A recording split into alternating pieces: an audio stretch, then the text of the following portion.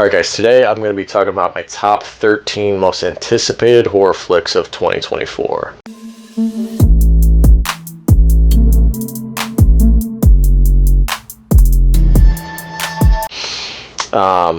This is a list that I've had for a while now. Been a couple late additions to the list. I kind of wanted to wait until I had 13 to really discuss it. So let's kick things off here. Starting off here with The Monkey. Now, this is directed by Osgood Perkins. I'm looking at my letterbox right now. And really, we haven't been given much yet. So the plot is basically centers around two twin brothers, Hal and Bill, discovering their father's old monkey toy in the attic. A series of gruesome murders start occurring all around them. And that's really all we're given. So really based off of that Longlegs trailer, that's what's got me kind of hyped for whatever he does next. Obviously he did Gretel and Hansel, and The Blackcoat's Daughter. So he definitely has a nice visual flair. I'm very interested to see what he does moving forward here. But we'll get to Longlegs in a little bit here. So number 12 is In a Violent Nature. Now, just saw the trailer for this and it looks awesome. It really feels like the movie's gonna focus on like the point of view of the killer, and it's not in terms of we're seeing it through his eyes. We're more or less like following him, kind of like a voyeur. The vibe I get is it almost looks like you take that scene from Halloween 2018 where you're following Michael through like the alleyways and stuff, but that's just the whole film. So I'm very excited and intrigued about that, because a lot of people might say, well, that kind of takes the tension out. We know where they're going, we know where the killer is, but I feel like it adds a lot of tension actually, because a lot of dread. You're just dreading like what's going to happen next, and you're excited for what's going to happen next. Really gives me Friday the 13th vibes. I hate saying this, but this is probably the closest we're going to get to a legit Friday the 13th film in theaters, because this is going to be released in theaters, which is awesome. It's just awesome to see slasher movies released in theaters, and this really feels like it's going to be artistically shot. I really get almost art house vibes from this film, and that is very promising because it's nice to see a slasher kind of get this treatment. You don't really see that happen too often. So I'm really excited for this film here. Number 11, The Crow. Gotta put it on there. Now, the trailer looks interesting. Very different than what we're used to with The Crow.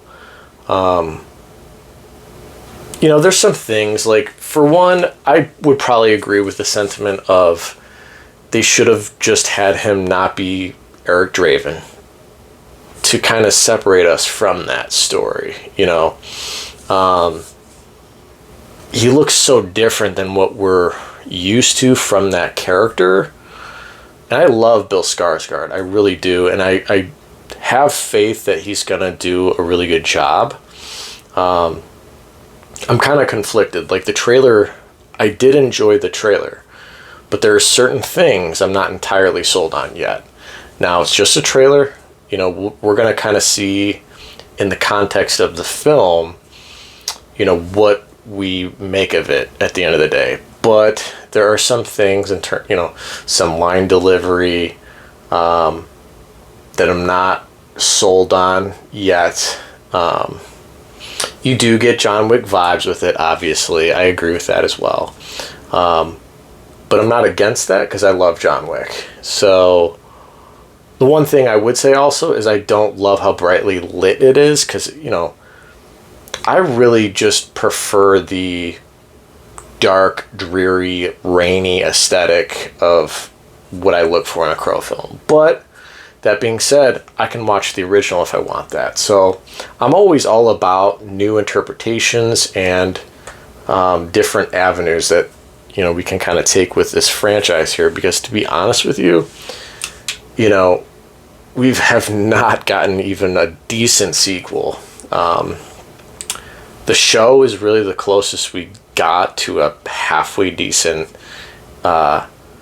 interpretation of The Crow, aside from the perfect original film. Salvation's mediocre.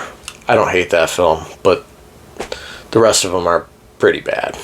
So I'm looking forward to it. I'm excited about it. Salem's Lot. Now, I love the original. I have a soft spot in my heart for a return to Salem's Lot as well.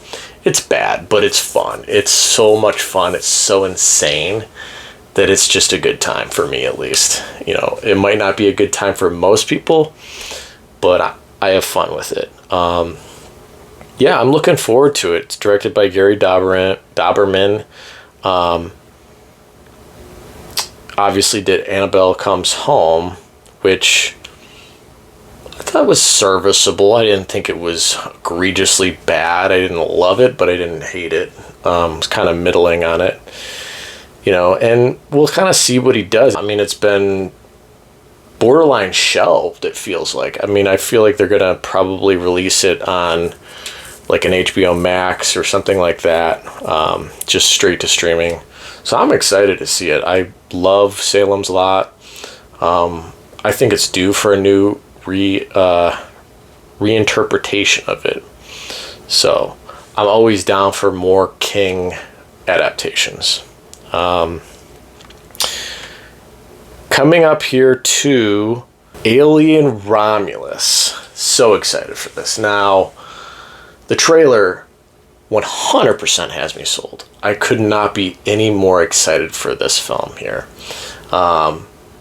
Absolutely looks incredible, in my opinion.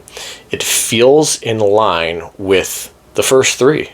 It feels like it's within that same universe, and it's a difficult task because 1 and 2 are very different. Now, they do feel very close in terms of aesthetic, but the overall approach that's taken from Ridley Scott and from James Cameron is completely different. You get one that's a contained story that's more built on dread and suspense. The other one is more action-driven, sci-fi horror action type film. But they really seem to strike that balance here with Romulus. So I couldn't be any more excited about it. I'm honestly probably in the minority here. I like Prometheus and I enjoy Covenant. So I'm hoping that they don't feel like they have to outright reference them, but I wouldn't mind having some kind of thread to it that the fans can glean from that what they would like, but it's not distracting and it doesn't take away from the experience for some people that did not like those films. And I think they're kind of in a unique position because this is between 1 and 2, so they don't necessarily have to like outright address Prometheus and Covenant. There are certain aspects of Covenant that I think they should address, but I don't think they necessarily have to.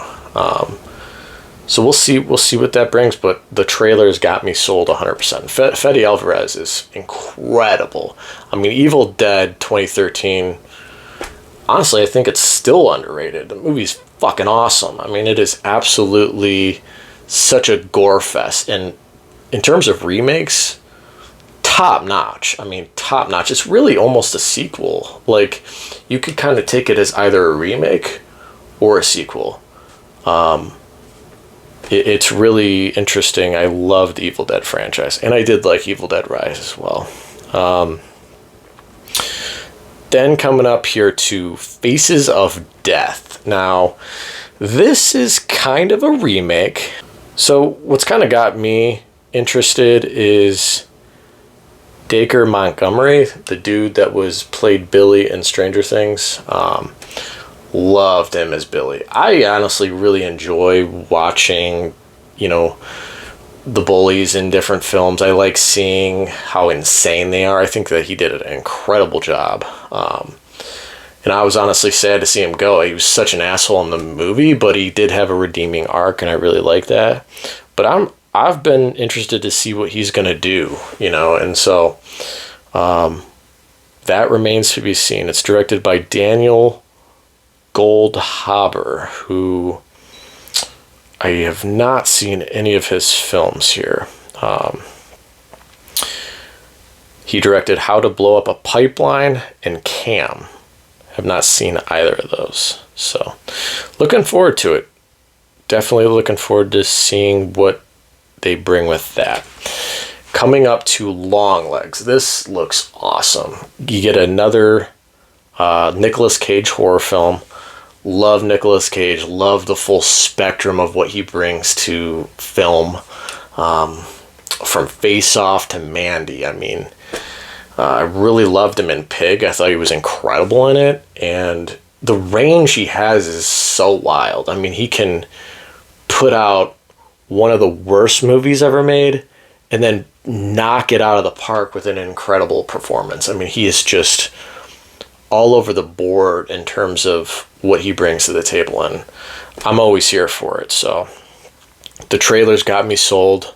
Absolutely love the cryptic nature of it. I love that the trailer doesn't give away the entire plot, and that it just feels very strange and off-putting. I'm interested to see Cage in another horror film.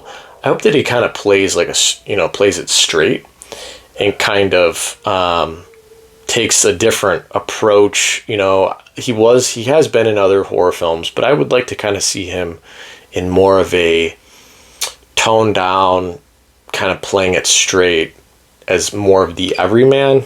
But that remains to be seen. So Longlegs is definitely an anticipated horror film for me. Coming up here to Saw 11. Now, I absolutely love Saw X. I thought, in my opinion, it's probably my favorite Saw film. I love 1. I really like 2. And then you start to get down the line with the sequels, and it varies. That's a video for another time, kind of getting into the Saw franchise. But I like some to varying degrees. I don't really hate any of them. I think it's a fun franchise, But Saw X, to me, really added a dimension to the Saw films that has not yet been kind of tapped into, which is real humanity behind Jigsaw. You feel for him a little bit, but a lot of things kind of get explained and you really get a different perspective, and I loved it for that. But I mean, it actually has some heart to it. I really enjoyed Saw X, so I couldn't be any more ecstatic that they're going to continue in this direction. Now, Saw X is not perfect. It's got some things in it that for me didn't entirely pay off, but they didn't ruin the experience for me. So I'm hoping this next one kind of answers those questions and pays off some of these things that I'm talking about here. Moving on to Smile 2. Loved Smile. Totally, completely surprised me. Thought it was going to be another Truth or Dare, another superficial cash grab, trendy type film that you'd capitalize on the young youth in terms of box office, and that's kind of where your your target audience really is. But I tell you what, Smile was genuinely unnerving, creepy, and pretty damn scary in my opinion. I really enjoyed it. The creature design is incredible. I mean, it looked so good. It looked so disgusting and real. I was very impressed. So, looking forward to seeing what they do with Smile 2. The other thing about the monster in Smile, it was so scary to me because it was so damn unbeatable. It's hard to beat that monster, and I'm hoping that if they do, okay, so they're obviously doing Smile 2. If they do another film, so they do a Smile 3, I really hope that they find a way to just have this be a nice trilogy. You know, if it makes money, you know it's going to just keep going, right? But I really would like to see our, main character find a way to beat this, this monster, this, like, entity that feeds off of tragedy, essentially, and grief and trauma. So I have theories. There's different ways you can beat it. It's not easy, but it would be cool to see them beat this entity. So I'm looking forward to seeing what they do with Smile 2. Nosferatu. Now, really looking forward to this. Love Robert Eggers. Love what he's done. The Witch, The Northman. I loved The Lighthouse personally. So I'm really looking forward to seeing what he does here. You get Bill Skarsgård in it. Lily Rose Depp, Nicholas Hoult, Aaron Taylor Johnson, Willem Dafoe. I mean, this is just stacked with an incredible cast. So I couldn't be any more excited for Nosferatu.